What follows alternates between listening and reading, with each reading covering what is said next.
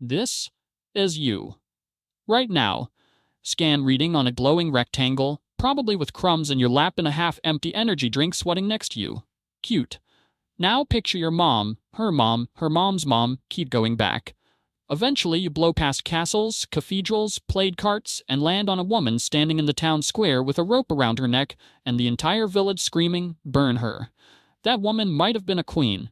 Actual crown, actual throne, actual royal blood. And yet some priest or king or jealous little gremlin with a quill looked at her and said, "Yeah, that one talks to the devil." If any of these women had been born a peasant, nobody would have cared about their weird herb garden or their bad attitude. But slap a crown on her head and suddenly every nightmare, every failed harvest, every dead baby gets pinned on her personally. You exist because a long line of women didn't get torched when the mob got twitchy, and some of the ones closest to getting away with it were literal queens. Today we're counting down 7 queens who were officially, legally, on the record declared witches. From maybe she just liked books too much to they literally wrote laws saying she was in league with Satan. Let's go. Number 7. Joan I of Naples.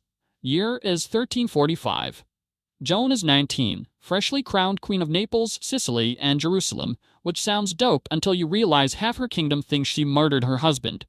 Her husband was Andrew of Hungary, a guy so universally hated that when somebody slipped into his bedroom and smashed his skull in, literally nobody cried except his mom.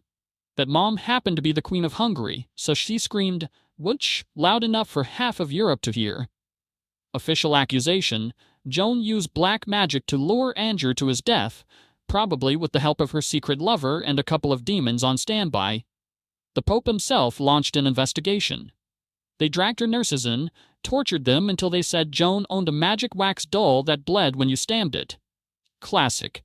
Joan's defense? "I was asleep. Also, I'm the queen. Touch me and die." She actually beat the charges, kept her crown, got married 3 more times, and ruled for 37 chaotic years. Still, for a hot minute in 1347, the official papal line was, "The Queen of Naples might be running a demon sex cult." Wild resume bullet point. Number 6. Eleanor Cobham, Duchess of Gloucester, England, 1441. Eleanor wasn't born royalty, but she married so far up the ladder she could smell the throne. Her husband Humphrey was the uncle of King Henry VI and basically the most powerful man in England when the king was a literal child. Eleanor wanted more. She wanted her husband to be king, which meant the current baby king had to, not grow up. So she hired a couple of astrologers to predict when Henry would die. Totally normal rich people behavior in 1441. Except the astrologers got arrested, tortured, and immediately said Eleanor paid them to murder the king with necromancy. They produced a wax image of Henry that they claimed she melted slowly over a fire to kill him by proxy. The trial was a circus.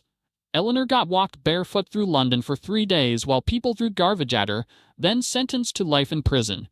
Her astrologer friends got hanged, drawn, and quartered. Official verdict from the church, Witchcraft confirmed. Queen-adjacent lady is guilty. She died locked in a castle 11 years later, still insisting the wax doll was just arts and crafts. Number 5. Joan of Navarre, Queen of England. Yeah, the actual Queen of England in 1409. Joan was the widow of Henry IV, stepmom to Henry V, the guy who won Agincourt. She was also stupid rich because Brittany paid her a massive pension. Henry V needed cash for his French wars, saw his stepmom's bank account, and went bet. He had her arrested and accused of witchcraft by her own confessor, a friar who claimed Joan tried to poison him with magic. The official charge was imagining the king's death by necromancy. Translation: we're stealing her money and calling it justice. They seized everything she owned, locked her up for 4 years in Pevensey Castle, and only let her go when Henry died and the new regents needed Breton support. She got her stuff back, lived quietly, and died old. But for half a decade, the official government position of England was, the former queen is a witch, and we have receipts. Number 4. Anne Boleyn, England, 5036. Everybody knows Anne got her head chopped off for adultery, but most people miss the part where the official charges included witchcraft. The indictment literally says she used sortilegia et incantationes, spells and enchantments, to trick Henry VIII into loving her. One of the men she supposedly slept with testified that Anne told him the king was impotent and only she could fix it with secret arts. They said she had a 6th finger, a sign of the devil, and moles all over her body that were obviously witch marks. Cranmer, the Archbishop of Canterbury, openly hinted she'd bewitched the king. The French executioner they imported for the beheading even joked that cutting off a witch's head was good luck. Anne laughed on the scaffold and said if they thought she was a witch, they were in for a surprise. They chopped anyway. So yeah, the second wife of Henry VIII was legally executed as, among other things, an enchantress who used black magic to seduce a king. Iconic. Number 3. Joan the Mad of Castile, 1500s. Juana of Castile was the daughter of Ferdinand and Isabella, sister of Catherine of Aragon, and the rightful Queen of Spain after her mom died. Problem: her husband Philip the Handsome was so hot that when he dropped dead suddenly, Juana lost her mind carrying his corpse around Spain, refusing to bury him. Her dad, and later her son Charles V, decided a grieving widow was bad branding, so they locked her in a castle for 46 years and spread the rumor she was insane because witchcraft. The official story from the Spanish court was that Juana practiced necromancy to keep Philip's body from rotting and made pacts with demons to bring them back. Flemish ambassadors wrote home that she held black masses in her room and spoke to shadows. Charles even hired inquisitors to investigate whether his own mom was a witch so he could keep the throne. They never formally convicted her because, well, she was the queen, but the paperwork calling her a necromancing heretic is still sitting in Spanish archives. She died in 1555 after almost 5 decades in prison, still technically the Queen of Castile, still officially half suspected of being Satan's pen pal. Number 2. Isabeau of Bavaria, Queen of France. France, early 1400s. Everything is on fire. King Charles VI keeps thinking he's made of glass and will shatter if anyone touches him. The English are invading. The Burgundians and Armagnacs are stabbing each other in the streets, and everybody needs someone to blame. Enter Queen Isabeau. Rumor mill says she's sleeping with her brother-in-law, selling France to the English, and practicing sorcery to keep her mad husband under control. In 1407, the Burgundians straight-up published a manifesto calling her a witch who used spells to make Charles insane. They accused her of hosting orgies with devils, wearing magic belts that made men obey her, and poisoning half the royal family. When Paris fell to them, they arrested her ladies, and waiting and tortured them into confessing Isabeau taught them black magic. She fled the city dressed as a peasant to avoid being burned. Even Shakespeare, centuries later, called her a foul, wrinkled witch. She spent the rest of her life under house arrest while France tore itself apart, officially branded as the sorceress who broke the kingdom, and the number 1 queen officially declared a witch, Arsinoe IV of Egypt. Yeah, we're going old school, 48 BC. Arsinoe was the younger sister of Cleopatra VII.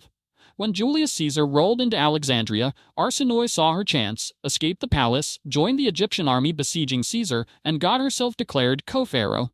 Caesar eventually won, paraded her in chains to Rome, then exiled her to the Temple of Artemis in Ephesus because killing a virgin princess was bad PR.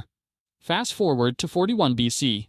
Cleopatra and Mark Antony need her dead so nobody can challenge their kid's claim to Egypt. Cleopatra sends word to the temple that her sister is practicing forbidden magic. Roman records from senators in Ephesus say Antony ordered Arsinoe dragged from the temple sanctuary, a massive taboo, because she was caught performing unholy rites and sorcery against Rome and the gods.